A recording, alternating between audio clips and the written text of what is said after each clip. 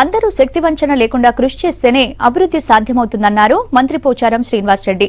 కామారెడ్డి జిల్లాలో మొదటిసారిగా నిర్వహించిన సమీక్ష సమావేశంలో ఆయన పాల్గొన్నారు. లోపాలు సవరిస్తేనే సమీక్షలకు సార్థకత ఉంటుందన్నారు. ఈ సందర్భంగా కొత్తగా నియమించిన ఏఈఓలకు నియామక పత్రాలను అందించారు మంత్రి.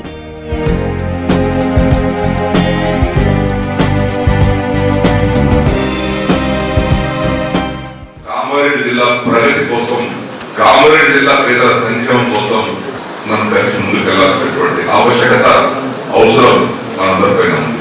ఈ యొక్క ఏఈఓ పోస్టు 2,17,000 హెక్టార్లకు గ్రామ స్థాయిలో క్షేత్ర స్థాయిలో పనిచేసే వ్యక్తుల సంఖ్య 34. దీనికి గౌరవ ముఖ్యమంత్రి గారు 2,000 హెక్టార్లకు ఒక మనిషి పెట్టుకోమని, అంటే 5,000 ఎకరాలకు ఒక ఏఈఓ కొత్త పోస్ట్ శాంక్షన్ ఇచ్చారు. అనేక సంవత్సరాలుగా నిర్లక్ష్యానికి గురి చేయబడినటువంటి తెలంగాణ ప్రాంతాన్ని అన్ని రంగాల్లో అభివృద్ధి చేసుకోవడానికి కోసం ఏ ఒక్క రంగాన్ని వదిలిపెట్టకుండా మన కష్టాలను తీర్చే విధంగా ఇటు అభివృద్ధి కార్యక్రమాలు, సంక్షేమ కార్యక్రమాలు రెండు కూడా ప్యారలల్ గా సమాంతరంగా వెళ్ళాలన్నదే మన ప్రభుత్వం, ముఖ్యమంత్రి గారి యొక్క ఆశయం.